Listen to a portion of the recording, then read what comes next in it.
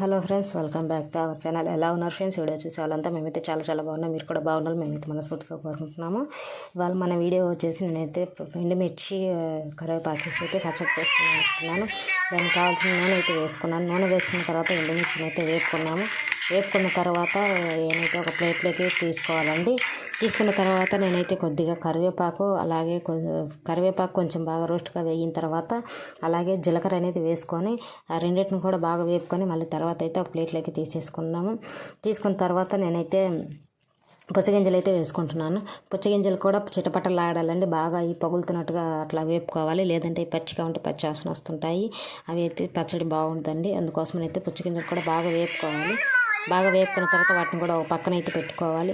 పక్కన పెట్టుకున్న తర్వాత కొద్దిగా కొంచెంగా నూనె వేసుకొని అందులో నేనైతే 2-3 టమాటకాయలు అయితే తీసుకుంటున్నానండి.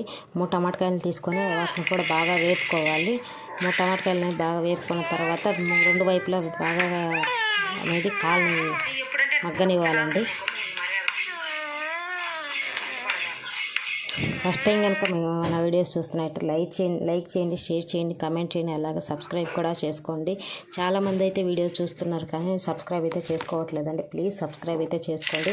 అలాగే మీ లైక్ అనేది నాకు ఎంతో సపోర్ట్ ఇస్తుందండి. మన ఛానల్ని ప్లీజ్ లైక్ చేయండి, అలాగే సబ్స్క్రైబ్ కూడా చేసుకొని సపోర్ట్ చేస్తారని నేనైతే కోరుకుంటున్నాను. ప్లీజ్ వాచ్ వీడియో అనేది లాస్ట్ వరకు అయితే చూడడానికి అయితే ట్రై చేయండి. అప్పుడే మాకైతే కొంచెం బూస్టింగ్ అనేది ఉంటుంది.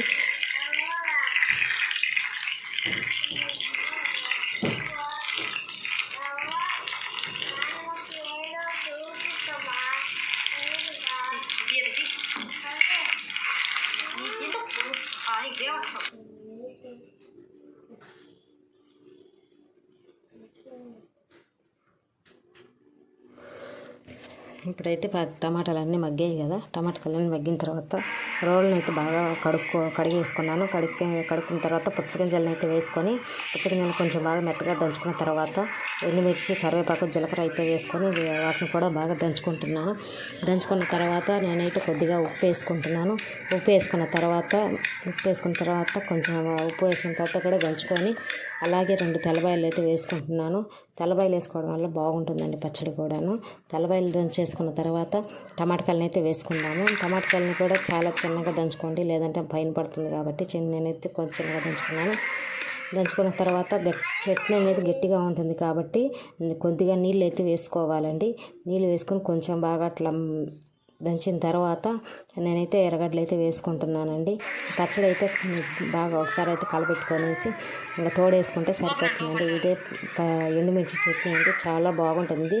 సంగటిలోకైనా అన్నంలోకైనా చాలా బాగుంటుంది. Thank you for watching.